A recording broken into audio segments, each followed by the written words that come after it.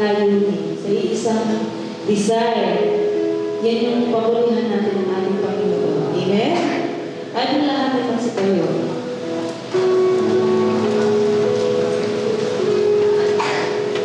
Sabi po sa 1 Chronicles 16 verses 25 to 27, Great is the Lord, He is most worthy of praise. He is to be feared above all gods. The gods of other nations are mere idols, but the Lord made the heavens. Honor and majesty surround Him. His strength and joy fill His dwelling. Napakabuti ng ating Panginoon. Nag-iisa siyang Diyos. Siya ang Diyos na ating makapangyarihan na hindi nagbabago magpakailanman. Siya ay nananatiling tapat.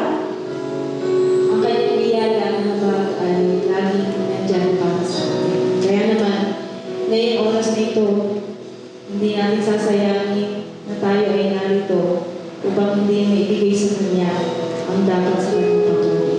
Palakpakan natin ang ating Diyos. Hallelujah. We worship Him. We worship Him in spirit and truth. Hallelujah. Glory to you, God. Wala kang katulad, Panginoon. Nag-iisang Diyos ka naman. Hallelujah. There's none like you, God.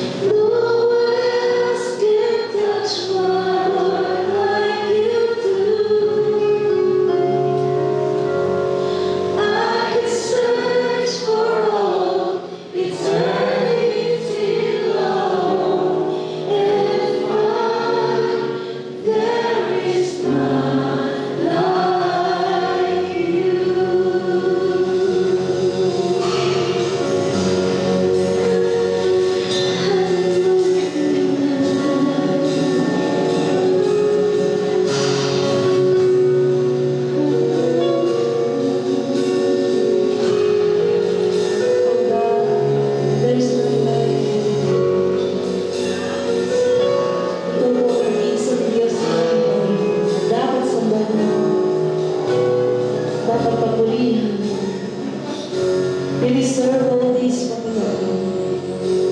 Hallelujah. Nagpapasalamat kami sa iyo, Panginoon. Minsan pa, Panginoon, ay pinapakita mo sa amin sa bawat araw, O God, ng aming buhay, ang iyong kabutihan, ang iyong katapatan, O God. Hallelujah. Wala kami pwedeng ipalit doon, Panginoon, kundi yung aming pamumuhay, Panginoon. Ang inihahandog natin sa iyo, O God. Nakikita mo ang aming mga puso, ang aming mga isipan, Panginoon.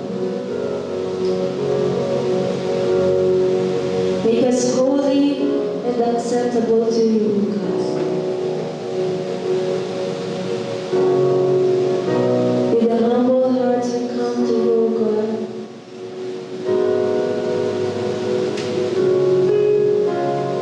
Upang bigyan ka ng papuri at pagsamba.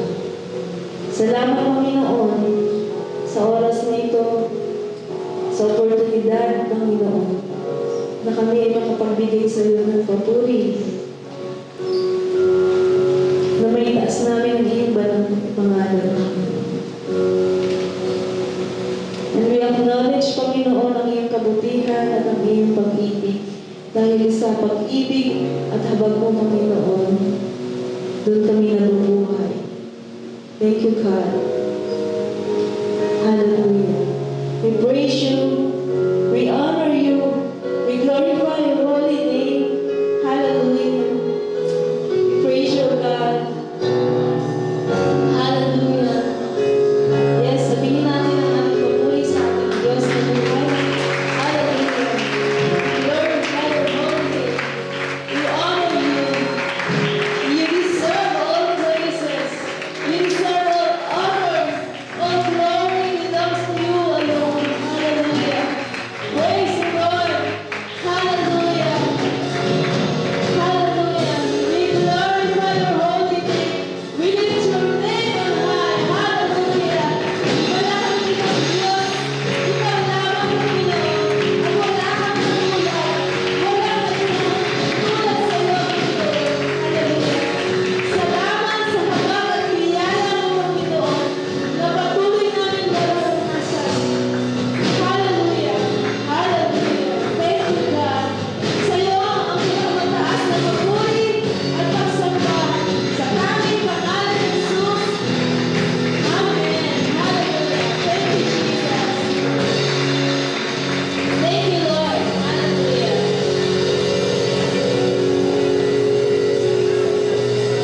Yes. Sumigaw po tayo. Good morning, Jesus!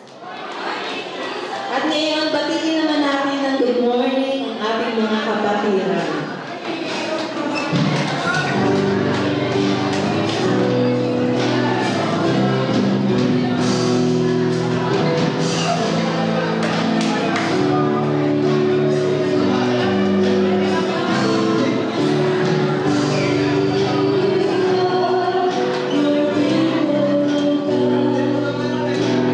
Washed by the blood of the Lamb.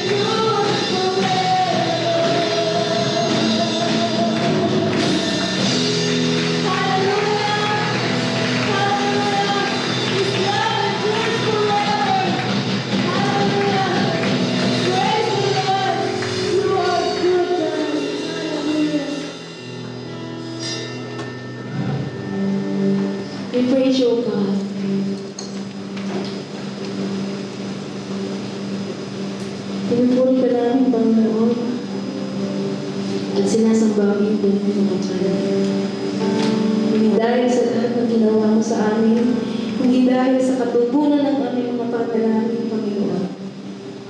Pinupuri ka namin dahil ikaw ang aming Diyos. Ikaw ang lumikha sa amin.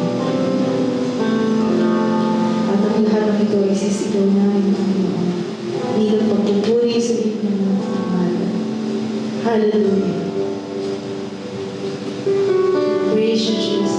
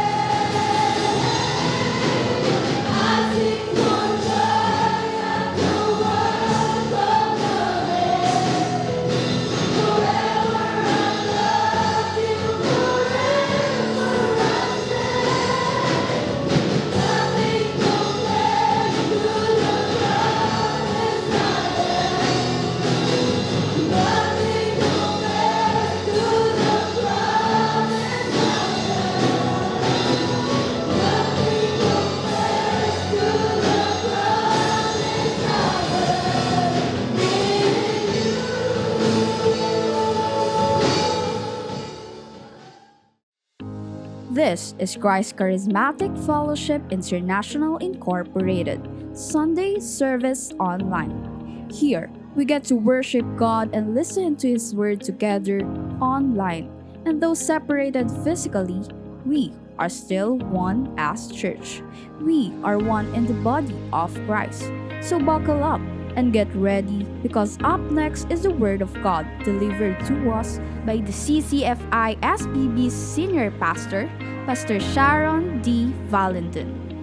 For more updates, please follow and like our Facebook page at facebook.com/ccfisbb. You may also subscribe to our YouTube channel and be part of our growing community online. Enjoy the service and God bless.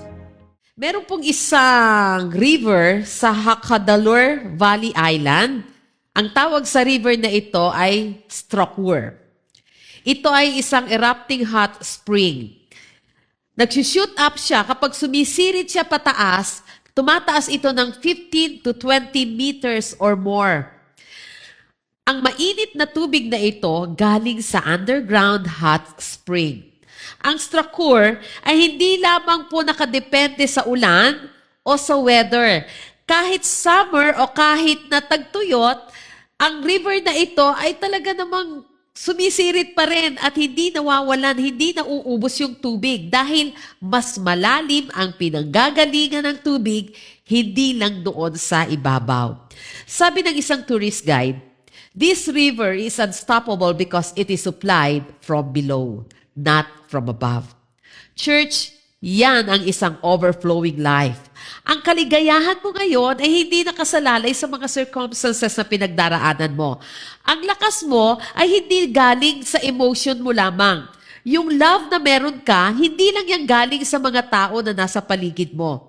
May kapayapaan ka ngayon, hindi dahil payapa rin ang mga situation mo. Ang supply na meron ka ay galing sa ating Panginoon. Kaya nga, you can season and you can shine kahit anong panahon. Dahil ang source mo ay mas higit pa na mas malalim kesa doon sa mga bagay na nakikita ng mundo. Kesa doon sa mga dry season ng buhay mo. Kaya patuloy kang nag-uumapaw sa kaligayahan. Ang source mo ay walang iba kundi si Jesus Christ. And if Christ fills you, Christ spills out of you. Church, hindi mo kayang maglabas ng saltiness na meron ka sa sarili mo lamang. Hindi mo kayang gumawa ng liwanag dahil sa sarili mo lamang. Nagiging seasoning ka dahil si Jesus Christ ay nasa sayo.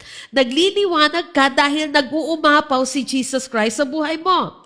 For the past Sundays, natutunan po natin ang something simple pero life-changing. Experiencing Jesus ay much different than just knowing Him. Kaya nga po natutunan natin to taste and see Him personally. Natutunan natin to walk with Him daily, to abide and remain in Him deeply, and to share the experience with others. And today, ipapakita ng salita ng Panginoon ang resulta sa lahat ng mga encounters na ito. When you are overflowing with Christ, yung buhay na yon, kaya mong mag-shine and season. Pag na-experience mo si Jesus Christ deeply, hindi ka na mananatiling ganyan. Magsisimula kang mag-overflow. Paano mo masasabing overflowing ang isang Christian? Hindi lamang po overflowing sa blessing ang pinag-uusapan natin. Hindi lamang overwhelming emotion yung nararamdaman. Hindi lang ito tungkol sa promotion o sa finances o sa health. Dinescribe ito ni Jesus Christ with two simple na bagay pero pang-araw-araw nating ginagamit. Tayo pong lahat ay tumayo, sabay-sabay nating basahin ang Matthew 5:13 hanggang 16. You are the salt of the earth, but how good is salt if it has lost its flavor? When you make it salty again, it will be thrown out and trampled underfoot as worthless. You are the light of the world, like a city on a hilltop that cannot be hidden. No one lights a lamp and then puts it under a basket. Instead, a lamp is placed on a stand where it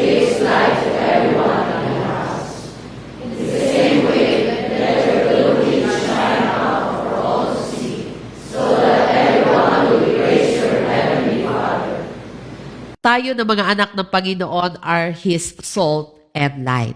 We are to season and shine. At i-overflow natin ang life ni Jesus Christ sa buhay natin. Let's pray. Heavenly Father, sa oras na ito, hinihingi po kami ng guidance mo. Hinihingi namin ng wisdom and knowledge mo upang ang banal mong salita ay patuloy naming maintindihan, patuloy na pumasok sa aming mga puso at isipan at hayaan niyo po na maging blessing din kami sa mga tao na nakakasalamuhan namin. This we pray in Jesus' name.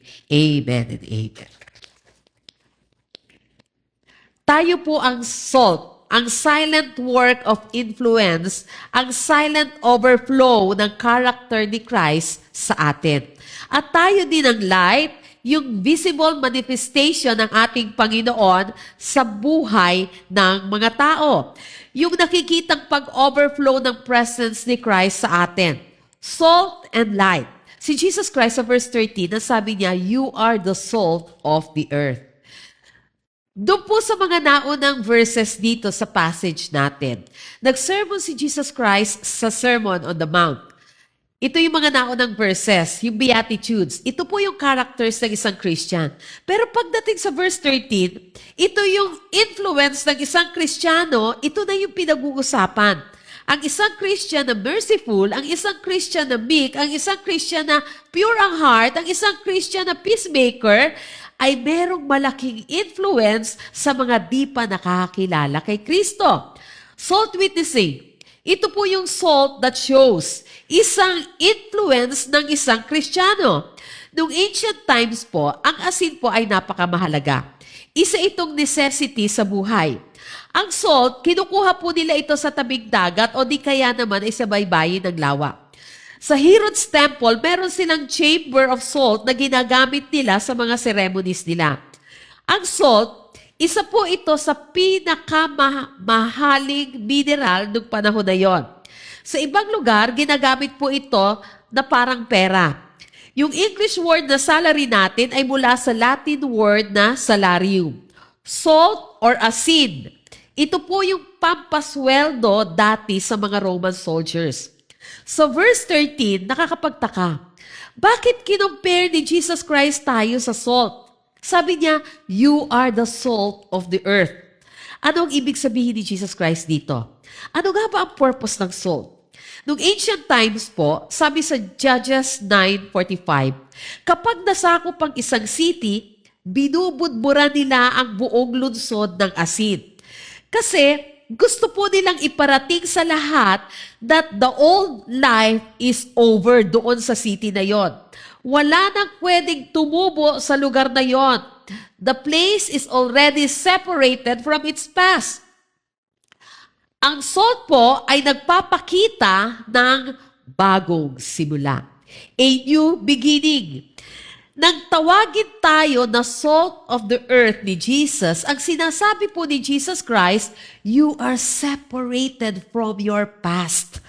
Tapos na yung old life mo. Wala na yung old identity na meron ka. Nagwakas na yung dati mo. Meron ng bagong simula, magkakaroon na ng pagbabago.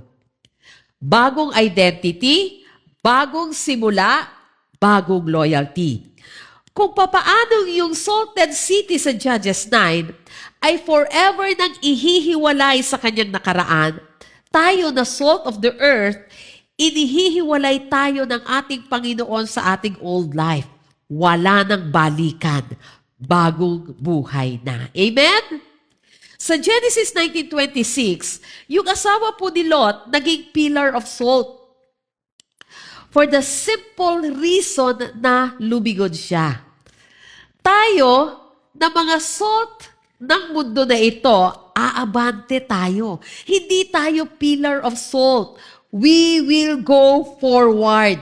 Walang aatras. Sabihin mo nga sa katabi mo, walang atrasan. Dahil sa 2 Corinthians 5:17, we are a new creation. We are separated from our past. Tayo kasi ay hindi pillars of salt. Tayo ay asin. Ang silent witness, yung action mo, yung character mo, yung changes na meron ka na isang anak ng Panginoon. Yung influence na meron ka ngayon ay magagawa mo sa buhay ng mga tao kung makikita nila kung gaano ka nagbago. Ang salt po, kahit noon hanggang ngayon, pag kinain mo o kahit anong salty food, pag kinain mo yan, mauuhaw ka. Salt naturally makes people thirsty. Sabi nga sa science, nakakapagpauhaw ang asin. Kasi hinihigo po ng asin yung water sa katawan natin. Ganon din naman ang isang Kristiyano. Kapag namumuhay ka ng tama, napapauhaw mo yung mga tao para hanapin nila si Kristo. Uhaw sa mas malalim, mas totoong pagkauhaw sa isang totoong Diyos. Siya ang kinauuhawan ng mga tao kapag nakikita ka ng mga tao. Kapag nakikisalamuha ka sa mga tao. Si Kristo yung hahanapin nila dahil sa iyo. Isang spiritual thirst sa isang God na nararamdaman nila sa iyo. Nararamdaman ba ng mga tao na si Kristo ang Diyos mo? Nauuhaw ba sila kay Kristo kapag nakakasalamuha kanila? Pangatlo, ang salt po ay nagbibigay ng purification. Sa 2 Kings 2:21, tinapunan ni Elisha ng asin ang Jericho waters para ma-purify yung tubig. Simbolo po ito ng healing, simbolo ng cleansing, simbolo ng pagtanggal ng impurities sa isang contaminated na lugar.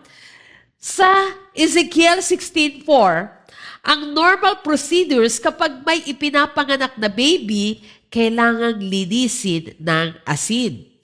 Isa po itong ancient practice para patayin yung bacteria, maiwasan yung infection, para maging malusog ang skin. Symbolism sa pagsisimula na maging malinis, healthy at buo. Ang salt po that shows ay for purification. Ang transformed life natin ay nagpo-point sa iba sa holy work na ginagawa ni Jesus Christ sa buhay natin. Cleansing hearts, healing wounds, and making broken people whole again. Kaya nasabihin ni Jesus Christ that you are the salt of the earth, sinasabi niya kung papaano ka magpupurify as salt. Ikaw yung magdadala ng purification sa isang corrupted world. Ang isang magulo, polluted world dahil sa kasalanan, dahil sa corruption, dahil sa deceptions, dahil merong moral decay, dahil puno ng bitterness, dahil sa immorality, kailangan niya ng purifying presence ng isang Christ-filled believer. Tingnan mo nga yung katabi mo. Nagbe-behave ka ba as a salt ni Kristo?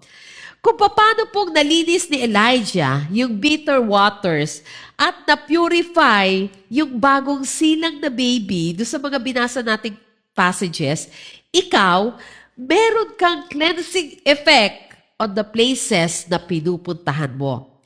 Kapag toxic ang isang lugar, ikaw ang magdadala dito ng purity. Amen? Kapag lahat sila nagko-compromise, ikaw yung maninindigan sa katotohanan. Dala mo yung conviction. Sa isang polluted na lugar, dala mo yung kalinisan. Sa madilim, dala mo ang liwanag. Ibig sabihin, dinadala ka ng God, ikaw na Kristiyano, dinadala ka ng Panginoon sa isang polluted area at times, hindi para makontaminate ka ng pollution, kundi para masimulan ang purification sa lugar na yun. You are the salt of the earth, ang sabi ni Jesus Christ. Pinapadala ka niya sa mga lugar na puno ng kasinungalingan, sa mga lugar na normal na lang ang kasalanan para makita nila ang pagkakaiba ng merong Kristo sa buhay. Pinapadala ka minsan ng Panginoon sa mga situations na unti-unti nang nawawala ng pag-asa doon sa mga tao na pag nagsalita, parang problemado at wala ng bukas. Pinadala ka ng Panginoon sa Kanya dahil ikaw ang magpupurify sa Kanya. Ang Christ-shaped life na nasa iyo, kaya niyang mag-purify ng atmosphere. Christ in you makes you a purifier. Sabi mo nga sa katabi mo, purifier ka pala. Alam mo ba, kapatid, na yung presence mo, kapag merong usapan, natatanggal dito yung mga green jokes. Natatanggal dito yung mga kasinungalingan doon sa usapan na yun. It purifies doon sa conversation na meron kayo. Ang love mo na meron kang kayang i-share ang magpupurify sa bitterness sa paligid. Tahimik lang ang salt, pero salt purifies. May ginagawa. Hindi mo kailangang magsalita. Mararamdaman na lang ng mga tao sa paligid mo. Pang-apat, salt that shows friendship.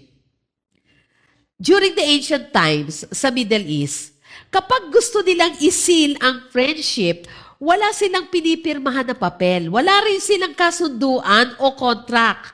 They shared salt. Maglalagay sila ng isang tumpok na salt sa table. Tapos sabay nilang papapakid yung asin. From that moment, sasabihin na nila, there is salt between us. Meaning, yung friendship na ito, dapat maging loyal tayo. Meaning, yung relationship natin, well protected. Ibig sabihin, walang magbe-betray sa atin kahit kailan. Dahil ang ibig sabihin po, para sa kanila, nung sinasabi ni Jesus Christ sa Bible that you are the salt of the earth, sinasabi ni Jesus Christ na iintindihan ito ng mga taong nakapalibot sa Kanya. Kasi, alam nila na ang ibig sabihin ng salt, kinakailangan mong maging committed. Kinakailangan mong maging loyal. Kinakailangan mong maging faithful. Kinakailangan mo na maging faithful do sa relationship. Hindi yun mabe-break. Dahil po sa Arab culture, kapag natetempt na magtaksil ang isang kaibigan, lagi niyang ipapaalala sa sarili niya, hindi ako mag-iiwan, hindi ako tatalikod, kasi there is salt between us. Ganyan katibay ang covenant. Sa Numbers 18:19, sabi ni Jesus Christ, it is a covenant of salt forever before the Lord. Sinasabi ng God, yung relationship ko sa inyo ay napaka-loyal, unchanging, protected. Dahil ang relationship na meron ako sa inyo ay isang love that stays. Nagsabihin ni Jesus, you are the salt of the earth. Sinasabi lang niya, ipakita ninyo ngayon sa mundo ang ganitong klase ng friendship. Sa pamamagitan mo, mararanasan ng mundo ang covenant of love ng ating Panginoon. Ang ibig sabihin po ni Jesus, so sabihin niyang you are the salt of the earth, magbibuild tayo ng bridges. Hindi tayo magbibuild ng walls sa paligid natin. Magpapakita tayo ng loyalty sa isang mundo na punong-puno ng betrayal. Mag-o-offer ka ng isang genuine friendship. The kind of friendship na ini-o-offer sa'yo ni Jesus Christ.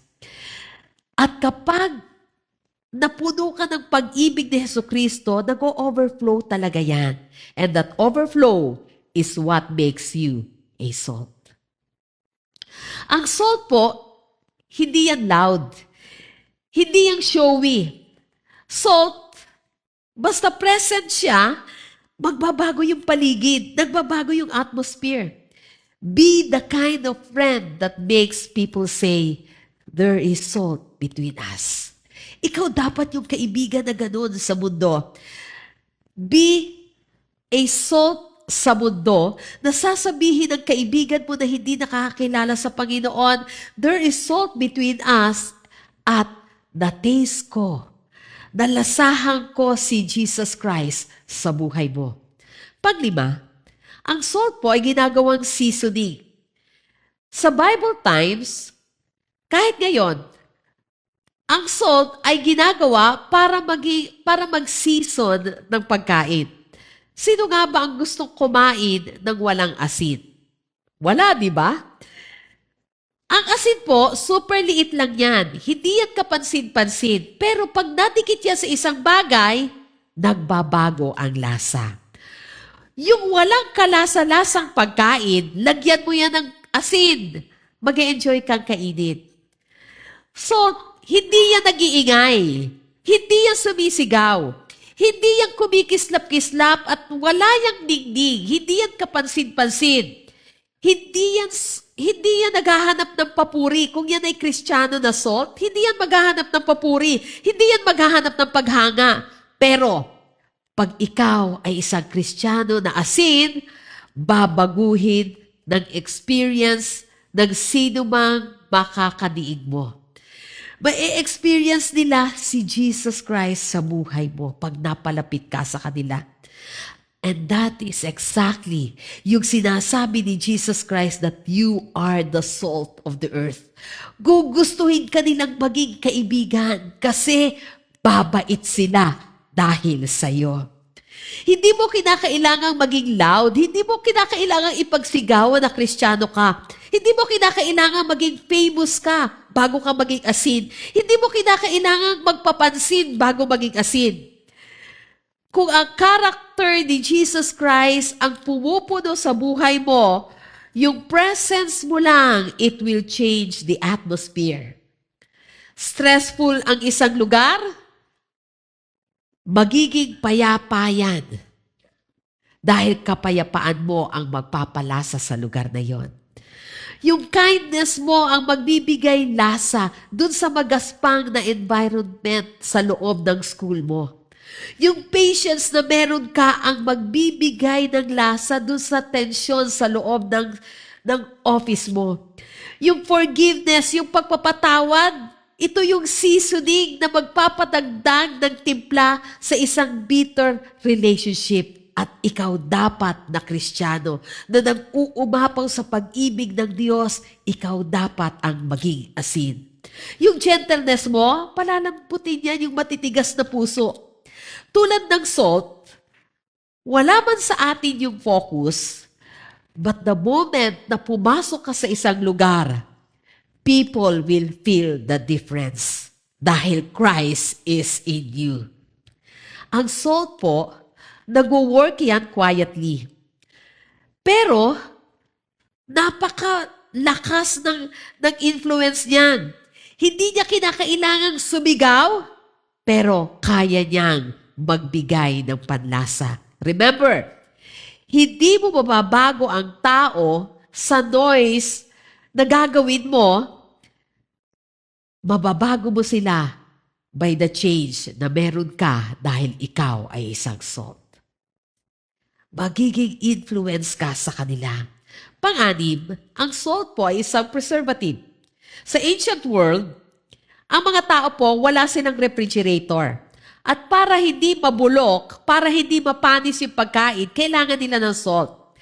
Pinipigilan po ng salt ang pagkabulok. Pinapabagal yung corruption. Pinoprotektahan yung mga madaling mabulok at masira.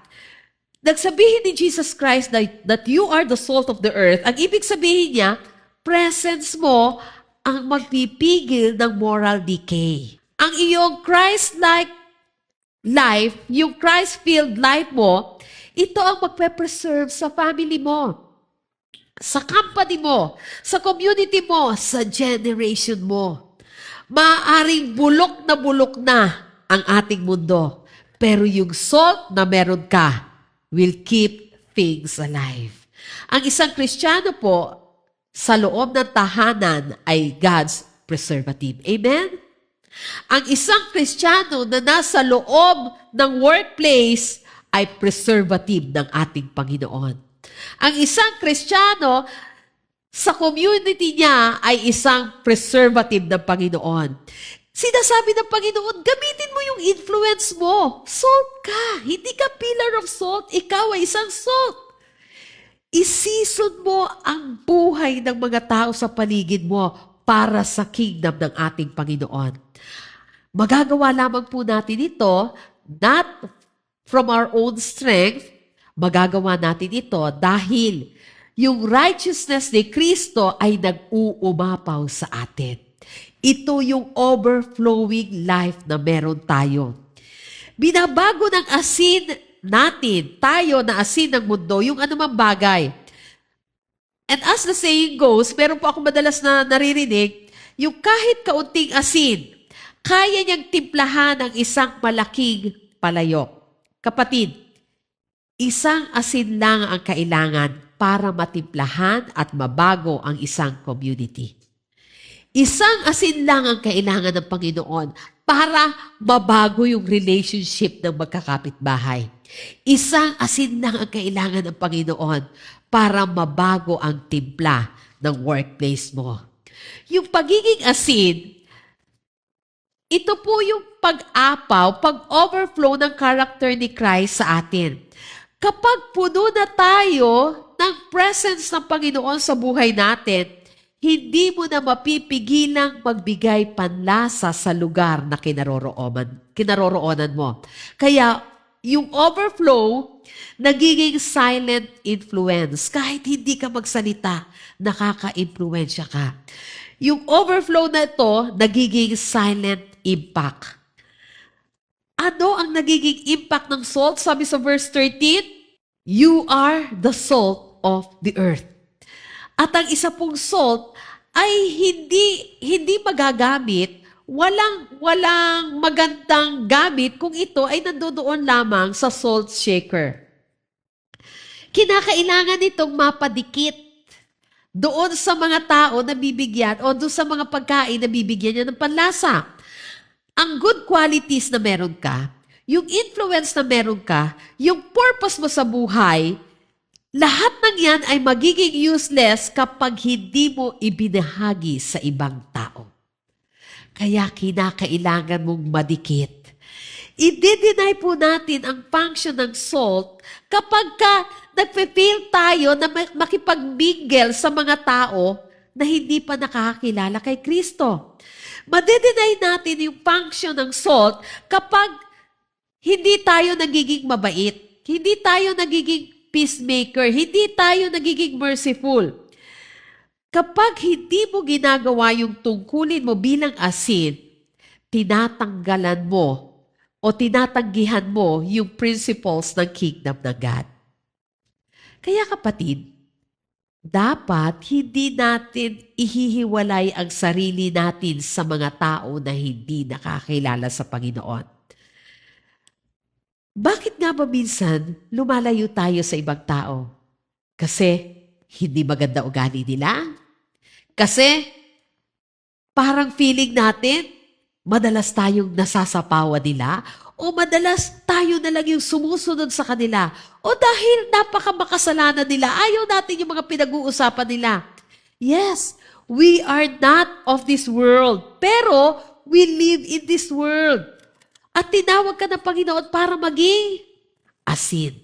Pag tayo na asin, ay hindi makikipag-rub ng shoulders sa mundo na walang flavor, sa mga tao na walang flavor o walang pagkakilala kay Kristo, sino pa yung lalapit sa kanila? Sino pa yung magpapalasa sa kanila? Sino pa yung makakapagpa-impluensya sa kanila? Ang sabi ni Jesus Christ, you are the salt. Napaka-empathic, no? Napaka-strong, napaka-maliwanag. Napaka-forceful. Hindi niya sinabi na, you might be the salt of the earth. Hindi niya sinabi na, you ought to be the salt of the earth. Ang sabi niya, you are the salt of the earth. Pinaiksian ni Jesus Christ at binigyan niyang liwanag. Ikaw ay asin ng sanlibutan. Kaya kinakailangan mong makipagbigyan at times sa ibang taong hindi pa nakakilala sa Panginoon para maramdaman nila ang influence na meron ka. Sabi ni G.C. Campbell Morgan, Jesus, looking out over the multitudes of his day, saw the corruption, the disintegration of life at every point, its breakup, its spoliation, and because of his love of the multitudes, he knew the thing that they needed most was the salt in order that the corruption should be arrested. Na makita ni Jesus Christ yung mga tao sa paligid niya, dahil sa super pagmamahal niya sa mga tao, sinabi niya, kailangan ng mga taong ito ng asin. At kapatid, ikaw yung asin na yon.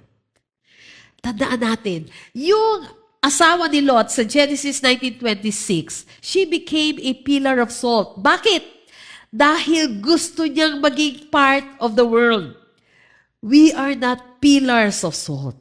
We are not part of this world. Tayo yung salt of this earth. Salt of this world.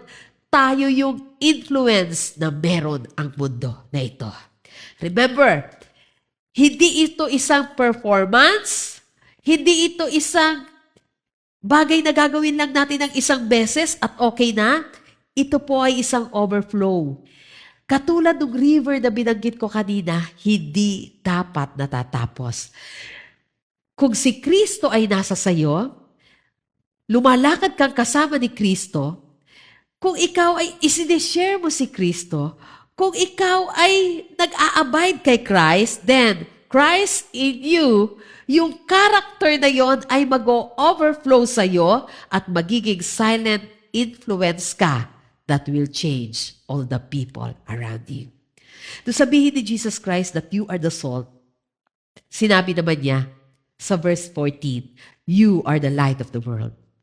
Ito yung testimony ng isang Christian, light that glows. Hindi sarili nating liwanag ang ilaw. Ito yung pag-apaw ng presence ni Christ sa buhay natin.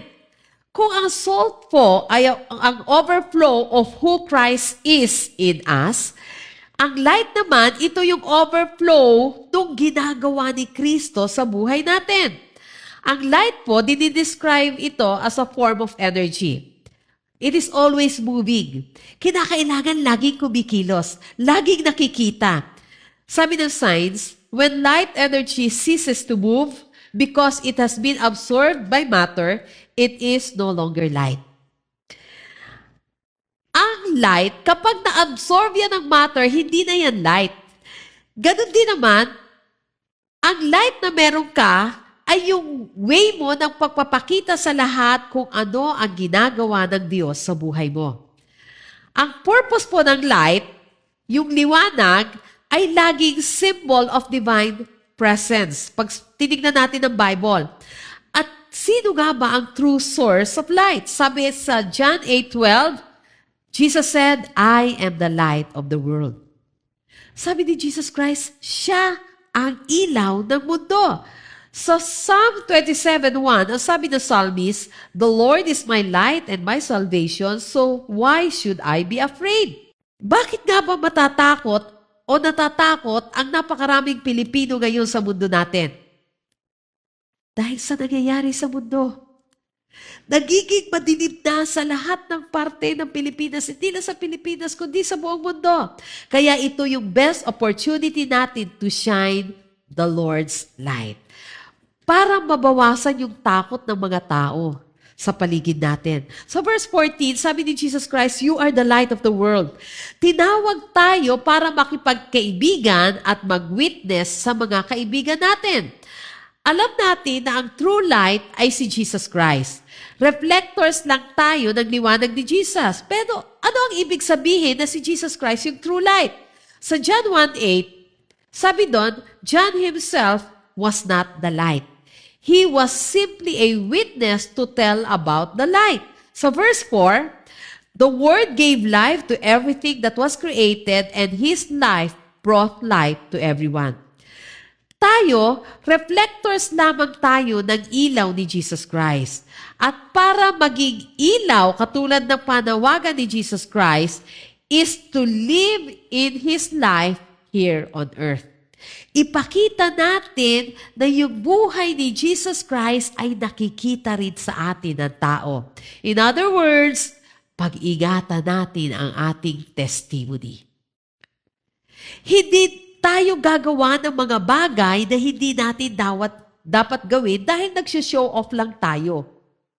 Dahil ang liwanag po ay kinakailangan hindi namamatay. Kapag na-experience na natin si Jesus Christ ng totohanan, nagsashine tayo naturally. Hindi na natin itatry na mag-shine. You shine because you are full of Christ. At yung overflow natin ay nagiging visibility. Ang function po ng light is to expose darkness. Ang darkness, tatakas yan as soon as magkaroon ng liwanag. Bilang mga light ni Jesus Christ, ine-expose po natin ang darkness hindi dahil sa inaatake natin ito. Ine-expose natin ang darkness by reflecting the light of Christ. Kaya hindi tayo tinawag ng Panginoon para siraan, pulaan yung lahat ng mga tao na nasa paligid natin. Yung kasamaan ng mga tao ay ipagsigawan natin o i-condemn natin ang isang tao dahil sa kasalanan niya. Tinawag tayo ni Jesus Christ para i-reflect ang light ni Jesus Christ, para i-reflect ang buhay ni Jesus Christ, para i-reflect ang pag-ibig niya sa mundo. Yung mga blind cave fish po, ang tawag nila dito ay Mexican tetra. Nakatira po sila sa loob ng kuweba with zero light doon sa ilalim ng dagat. Over generations, yung mga mata nila pumasok na papaloob, nag-disappear na, nag-shrink na. And they are completely blind sa mga panahon ngayon. Ang sabi ng mga scientists, what you don't use, you lose. Ang isang buhay na walang spiritual light, gradually, nawawala na ang ability to see the truth. Yung mga blind salamander, o ang tawag nila ay olm, nakikita po ito sa dark underground caves sa Europe. Translucent yung kanilang mga balat, wala silang mga functional eyes. Nakarely lamang sila sa kanilang smell at sunod sa mga vibrations sa paligid nila para nalalaman nila kung anong nangyayari sa paligid. Nabubuhay po sila sa loob ng mga caves na to for over 100 years nang hindi nakakakita ng light. Darkness doesn't just hide things. Darkness changes living things. Kaya sila nawawalan ng paligid. At meron din pong tinatawag na blind cave crayfish. Nakatira naman sila sa underwater caves ng North America. Yung mga eye sockets po nila, meron sila pero wala silang mga mata. Yung mga eyes na to nag-evolve na lang away from sight dahil light was never present dun sa kinaroroonan nila. Ang entire species nila ay blind by lifestyle. Totoo that when light is absent long enough, blindness becomes normal. In nature, anything na nabubuhay long enough doon sa dilim, eventually, nagiging bulag. Ganito din po ang katotohanan sa spiritual. Without the light of Christ, ang mga tao, hindi lang sila nasasanay sa dilim. Hindi na rin sila nakakakita. Hindi na rin nila alam na nasa kadiliman sila. Akala nila normal na ang buhay na yon. Kaya nga sabi ni Jesus Christ, you are the light of the world, like a city on a hilltop that cannot be hidden. Ang mga tao kadalasan, hindi nila alam na nabubuhay na pala sila sa dilim unless they see the light. Kaya nga sabi sa Matthew 4:16, the people who sat in darkness have seen a great light nang makita nila si Jesus Christ. Ang tanong, nakikita ba sa'yo ng tao ang liwanag ni Kristo? O pinapanatili mo silang bulag kasi hindi ka nagliliwanag? Alam mo ba that only an overflowing Christian ang kayang mag-reveal kay Kristo in dark places. Pangalawa, ang light po, nagsiserve sila as a guide. During the darkest nights, sa mga airports, nakadepende po sila on one simple thing, yung mga runway lights. pwedeng magpalipad ang isang pilot ng mga dambuhalang airplanes kahit maulan, kahit mahamog, kahit madilim, kahit complete darkness. But as long as yung mga runway lights naka-on, nagsashine sila, alam niya kung saan siya maglaland. Pag pinatay ang mga runway lights na yan, kahit yung pinaka-skilled na pilot, maaaksidente, babangga, dahil delikado po ang darkness. Kapatid, yan ang picture ng calling na meron ka. Yung mga tao sa paligid natin, nagdadaan yan sa mga matitinding bagyo. Meron yung pinagdaraan ng kadiliman. Merong madilim na part sa buhay nila na doon sila nalalakad ngayon. Kaya natatakot sila, kaya nakukonfuse sila. Hindi mo kinakailangan maging runway sa kanila. Kailangan nila tayo bilang mga ilaw. And as you shine, tandaan mo kapatid, ginaguide mo ang iba hindi dahil matalino ka. Ginaguide mo ang iba, nakakaya mong i-guide sila sa liwanag, hindi dahil sa malakas ka. Nagaguide mo sila dahil sa katalinuhan ni Kristo na inilagay sa iyo. Dahil nag-o-overflow na si Kristo sa buhay mo. Sabi ni Jesus Christ, you are the light of the world. Ang light po, it is meant to be seen. Walang isang secret Christian. Hindi sikreto ang pagiging Kristiyano mo. Dapat nakikita. Dapat nalalaman sa loob ng school na Kristiyano ka. Hindi para ipagsabi mo, kundi dahil nakikita nila sa iyo ang light. Dapat nalalaman sa loob ng office mo na ikaw ay Kristiyano. Hindi dahil sinabi mo sa lahat, uy, Kristiyano ako. Hindi. Dahil nakikita nila sa iyo ang liwanag. Kapatid, dapat nahahalata na Kristiyano ka sa loob ng tahanan mo. Kahit hindi ka nagpipreach sa paligid mo.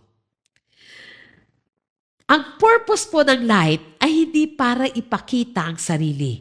Ang purpose ng light ay para tulungan yung iba na makakita sa dilim.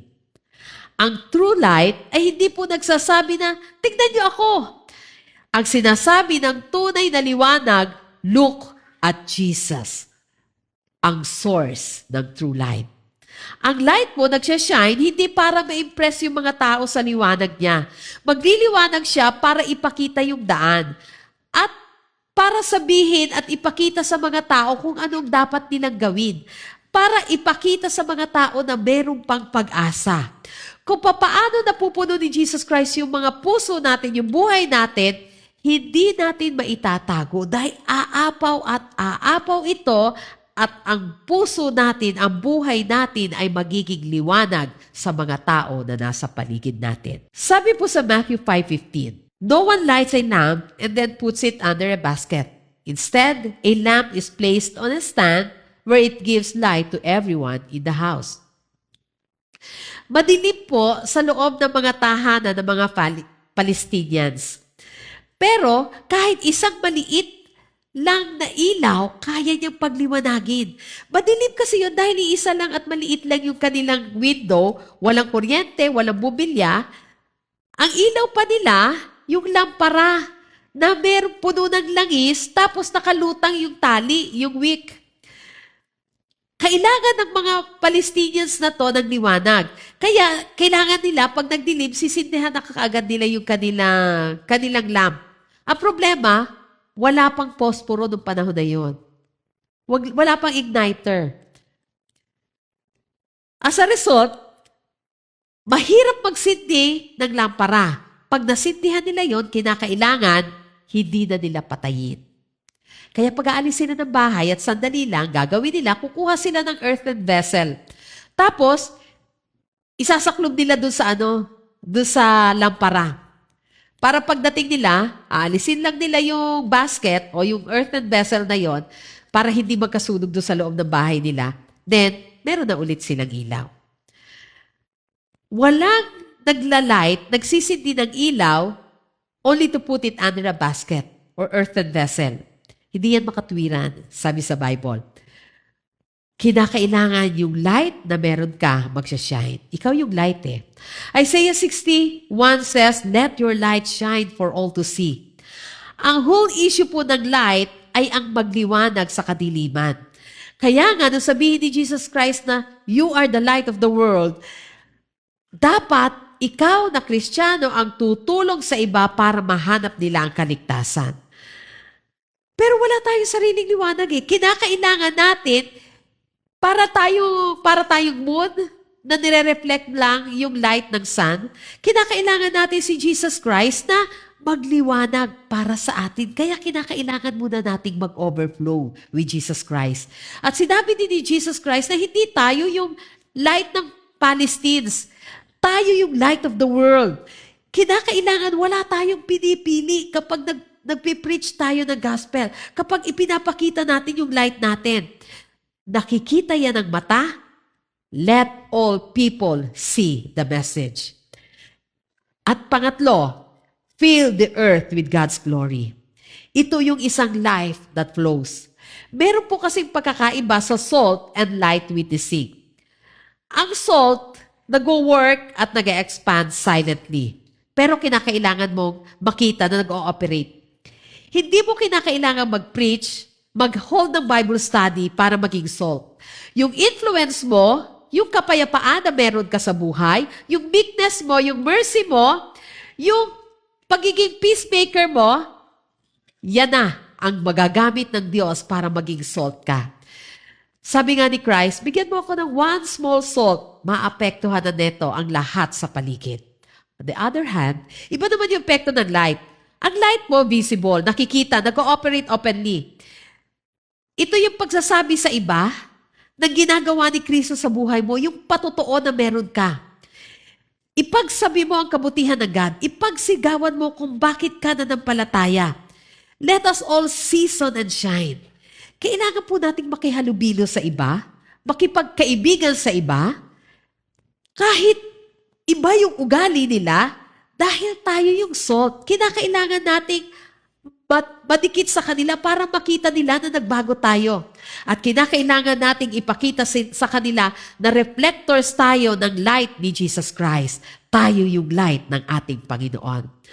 Ang overflowing life po ay hindi isang buhay na busy-busy. Hindi isang buhay na puno ng success. Hindi isang buhay na punong-puno ng blessing o punong-puno ng positive emotions.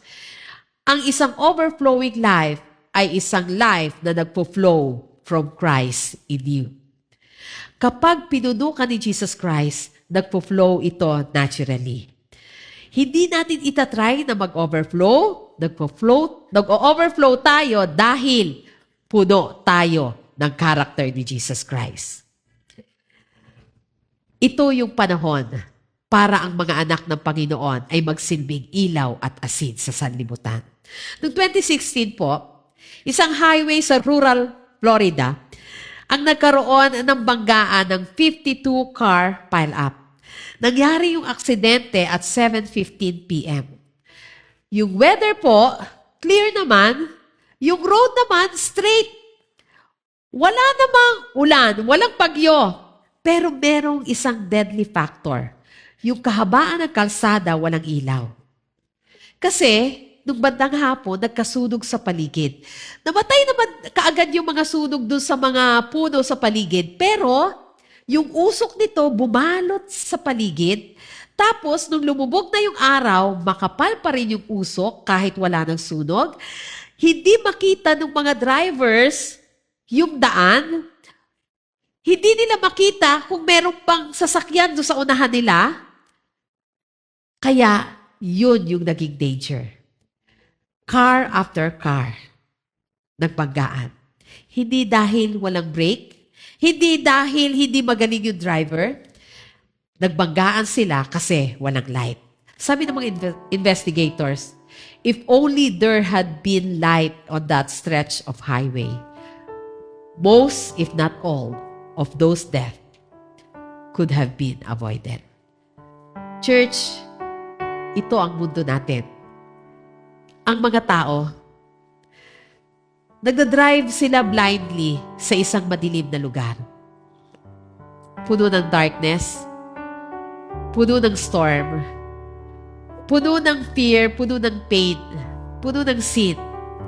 Inilagay ka ni Kristo sa lugar na yan kung nasa saan ka. Workplace, school, community mo. Nilagay ka ng Panginoon dyan bilang maging light, para maging asin.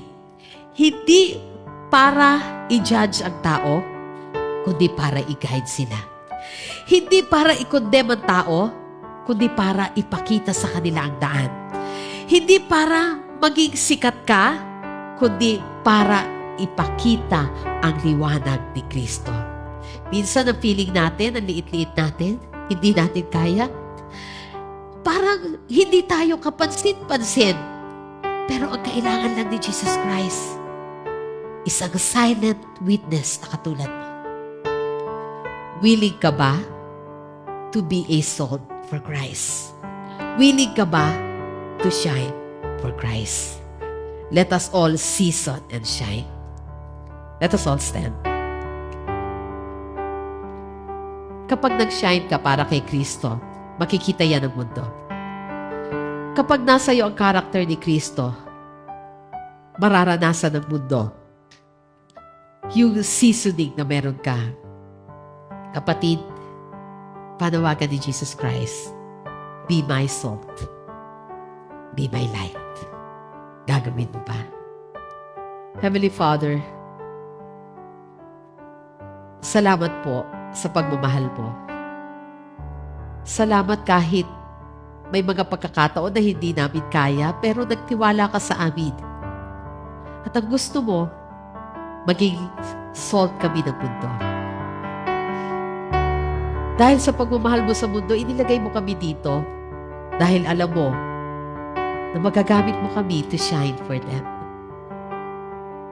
Sa mga pagkakataon na nahihiya kami o sa mga pagkakataon na lumalabas yung dati naming mga pag-uugali, God, patawad po. Pero ngayon, Panginoon, tatry namin ang best namin para i-reflect ang light na yan. Para i-season ang salt na yan. Gagawin namin ito para ituro sila ng mga naliligaw ng landas sa iyo na aming Panginoon. Gagawin namin ang lahat para makita nila na mayroong isang Diyos na nagmamahal sa kanila na katulad mo. Sa pangalan ni Jesus Christ, Amen and Amen.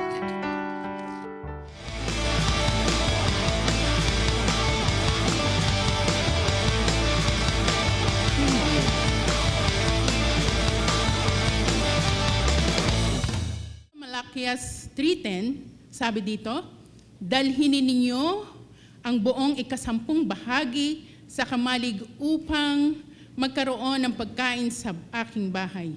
Subukin ninyo ako sa bagay nito, sabi ng Panginoon ng mga hukbo. Kung hindi ko buksan ang mga durungawan ng langit at ibuhos sa inyo ang masaganang pagpapala. Amen. Masaya ang bawat isa, amen? Upang magkaloob sa Panginoon. Dahil ating mapaparanas sa Panginoon ang ating pagmamahal. Sabi dito sa talatang ito, ang Diyos ay nananawagan sa atin na ibalik natin ang ating ikasampung bahagi. Ito nga po yung tithes ng ating inani o kinita sa Kaniya. At ito'y bilang pagtitiwala at pagsunod at pagpapasalamat sa Panginoon. Ngunit higit pa rito, hinihikayat tayo ng Panginoon na siya'y subukin. Siya, kung tayo'y magbibigay ng tapat. Dahil ang hinihingi po sa atin ay ang ating ikasampung bahagi at ang ating pagbibigay sa kanyang offering. Siya mismo ay magbubukas ng langit upang ibuhos ang kanyang pagpapala. Yan po ang sabi sa atin ng Panginoon. At dito sa ating pagbibigay, tayo po ay binibigyan ng katuruan ng ginagawa natin ito sa pamamaraan ng pagsamba. Hindi lang ito obligasyon, ito ay pagpapahayag ng ating pananampalataya at pagkilala sa Diyos bilang pinagmumulan ng lahat. At ang isa pa po, tayo tinuturuan na magtiwala sa Kanya. Ang pagbibigay ay hindi dapat batay sa sobra lamang. Minsan kahit tayo'y kapos, tinatawag tayong magbigay dahil alam natin na ang Diyos ang bahala sa lahat ng ating pangailangan. At dito din po sa ating pagbibigay, may pangako ang Diyos. Ipinangangako ng Diyos na ang tapat na nagbibigay ay may kaakibat na pagpapala, hindi lamang material, kundi kapayapaan, kagalakan at kasapatan. Kung ating pong gagampanan ang pagsunod sa Panginoon, ang ating pag-ibig, tayo po'y pagpapalain ng Panginoon. Kaya kung sino ang nagtitiwala sa Diyos, kung sino ang nagnanais unahin ng Panginoon, siya po ay magpapala. At alam natin na ang ating Diyos ay tapat sa Kanyang mga salita. At hindi niya tatalikuran ang bawat isang nagtitiwala sa Kanya. Kaya tayo po'y magbigay na maluwag sa ating puso na may pagpapasalamat. Purihin po ang Diyos.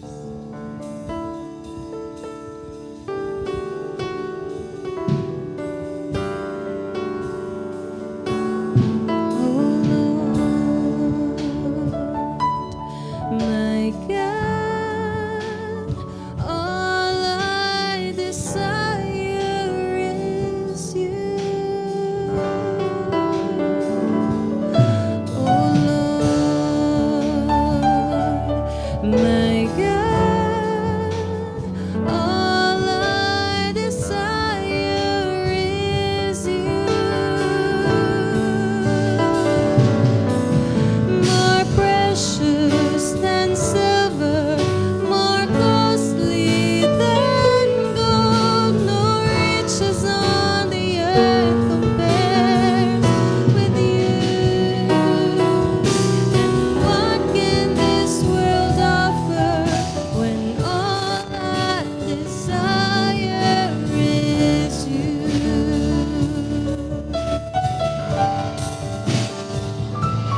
Oh Lord, my God, all I desire is you. Oh Lord, my God, all I desire is you. More precious than silver, more costly than gold, no riches on the earth compares with you.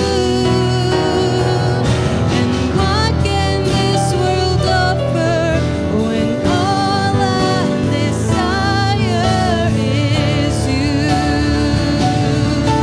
More precious than silver, more costly than gold, no riches on the earth compares with you.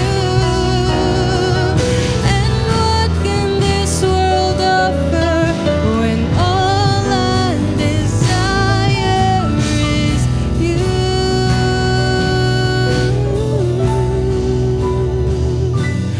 And what can this world offer when all I desire is you?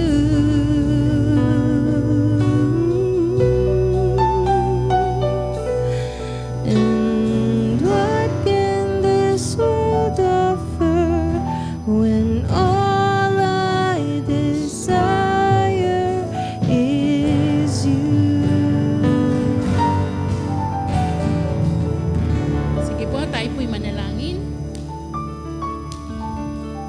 Hallelujah. Ama naming banal, tunay nga po kami nagpapasalamat sa iyong kabutihan na patuloy mong pinagpapala ang mga nagkakaloob sa iyo.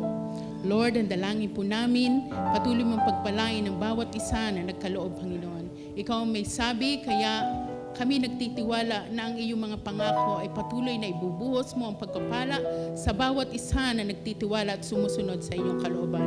Lord, ang bawat isa na hindi rin po nakabigay at sila po ay may desire na makapagbigay sa iyo, i-bless mo rin sila, Panginoon, at bigyan ng maayos na trabaho, maayos na puso upang makapagbigay at makasunod din sa iyo.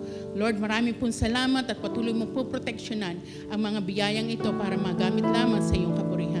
At Lord, tapat ka sa bawat nagtitiwala sa iyo. Kaya binabalik po namin sa iyo ang mataas at matamis na papuri sa pangalan ni Jesus.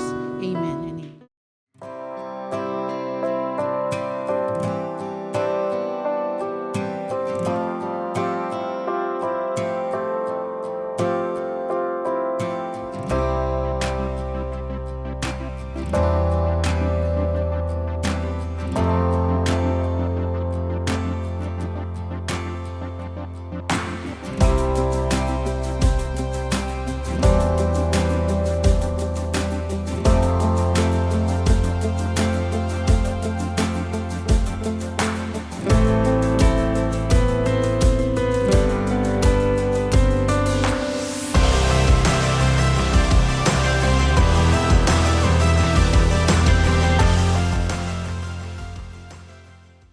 Amen. Tayo pong lahat ay magsitayo. We are the salt and light of this world. Amen. Kaya wag po tayong matakot na ipakita natin yon dahil secure tayo sa ating Diyos na kung saan siya ang ating firm foundation. Amen. Hallelujah. Palakpakan natin ang ating Diyos na buhay. Hallelujah. Muli natin pupurihin ang ating Panginoon. He is our firm foundation.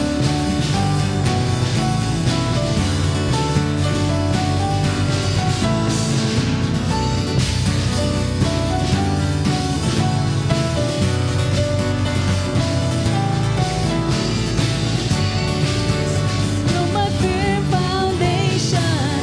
I know I can stand secure. Jesus, you're my firm foundation. I put my hope in your holy word. I put my hope in your holy word. Jesus, you're my firm foundation. You're my firm foundation. I know I can stand secure. Jesus, you're my firm foundation. I put my hope in your holy word. I put my hope in your holy word.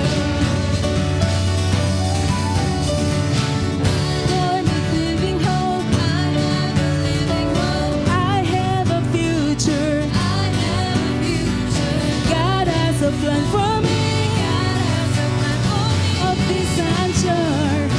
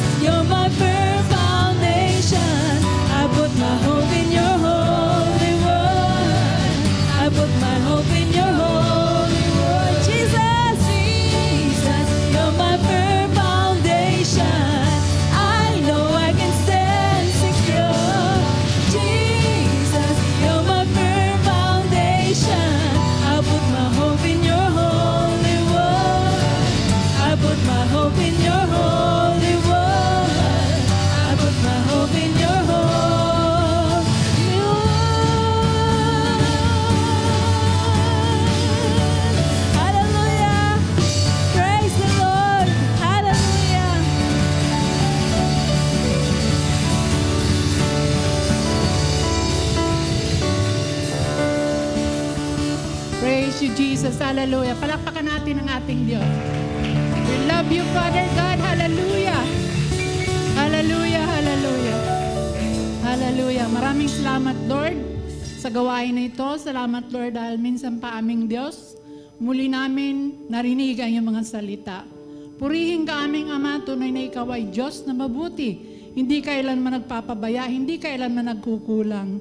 Nandun lagi ang iyong proteksyon sa bawat isa at ikaw na aming Diyos, tunay na dakila, makapangyarihan sa lahat. Kaya naman aming Ama, wala kaming takot, wala kaming agam-agam pag ikaw ay aming kasama. Kaya aming Ama, patuloy mo kaming gabayan, patnubayan, at ingatan po ninyo kami at lagi po ninyo kaming samahan. Father, sa iyo ang aming papuri, parangal at pagdakila. Minsan pa mga kapatid, bigyan natin maayos na papuri ang ating Panginoon. Hallelujah! Hallelujah! Hallelujah! Hallelujah! Hallelujah! God bless us, Father God. Hallelujah! Sambahin ang ngalan mo, aming Diyos. Napakabuti po ninyo, aming Panginoon. Salamat, O God, dahil ikaw na aming Diyos ang pumili sa amin, aming Ama, at kami inyong nasumpungan. Napakadakilang pribileyo, God, na kami binigyan po ninyo ng pansin upang kami maging mga anak po ninyo. Aming Ama, maraming salamat sa iyong mensahe. Alam namin, Ama, na dahil doon kami, Panginoon, ay nagiging asin at ilaw ng sanlibutan ito. Tunay nga, Ama, na kung wala ka sa buhay namin, hindi namin kayang gawin ay pahayag ang iyong mensahe, hindi namin maipahayag ang iyong salita. Ngunit dahil sa iyong kabutihan sa bawat isa, mayroon kami pag-asa. Ang Banal na Espiritu ang laging sumasa amin upang kami, Lord, ay maging malakas, may kapayapaan at may kapanatagan upang ipahayag ang iyong dakilang mensahe ay yung mga salita ng kaligtasan. Tulungan po ninyo ang bawat isa, Ama, na kung hindi man, Panginoon, nagagawa ng bawat isa ang iyong utos, Panginoon, tulungan mo, Ama, sa pamamagitan ng Banal na Espiritu, Lord. Ilagay mo sa puso ng bawat isa ang pananampalataya, Ama, na ngayong gawain na hindi para sa inyo, kundi para sa iyong mga pinili.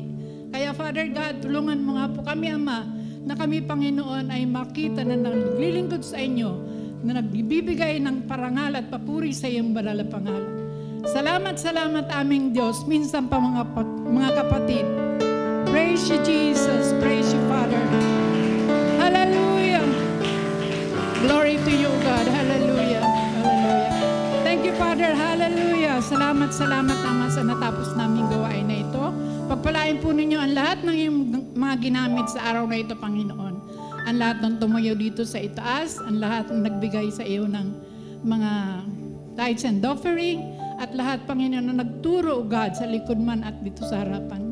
Salamat, Lord, sa iyong lingkod na ginamit sa araw na ito na aming leader. Kayo po ang magbigay sa kanya ng ibayong lakas, sigla ng pananampalataya, Ama, at patuloy mo siyang bigyan ng knowledge and wisdom, Panginoon, upang ang bawat mensahe po ninyo, O Diyos, nagmula sa inyo, aming Ama, ito'y aming mapakinabangan, aming matutunan, at aming madala sa aming kapwa. Father God, salamat, salamat. Kami, Panginoon, ay lubos na nagtitiwala sa inyo, O Diyos, ng bawat oras ng aming buhay, Ama, ay hawak po ninyo. Ano man ang aming kalagayan, kami man ay nanghihina, kami man ay tumatanda, kami man, Panginoon, ay nagkakaroon ng mga problema, ngunit nandiyan ka, Panginoon. Hindi ka nagkukulang, ikaw ay nananatili, Diyos namin noon, at hanggang ngayon, Panginoon, at magpakailanman. Kaya, Father God, salamat sa pananampalatayang inilagay mo sa puso ng bawat isa sa amin. Dahil kami, Panginoon, nagiging matatag, kami, Panginoon, nagiging matapang upang, Lord, maipahayag ang iyong mga mensahe. Salamat, salamat, aming Ama. Mga kapatid, bigay natin ang ating mga kahilingan sa oras na ito sa ating Panginoon. Siya ay makikinig. Narito siya sa ating kalagitnaan.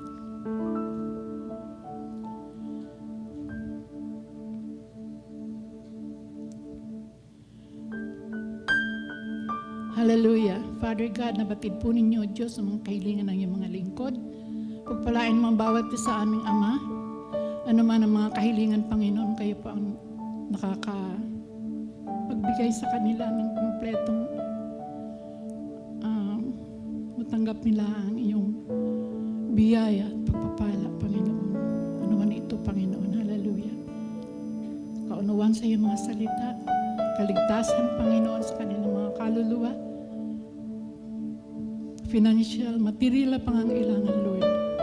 Tugunin po ninyo ang bawat isa. Hallelujah. Praise you, Father. Thank you, Lord. Thank you, Jesus. Mga kapatid, itaas natin ang ating may sa ating Panginoon. Mataas na mataas. Praise you, Father God. Hallelujah. Mga kapatid, tanggapin natin ang pagpapala na nagmumula sa ating Diyos sa langit at ang patnubay ng banal na Espiritu at ang Panginoong Hesus Kristo ang laging sumaatin mula ngayon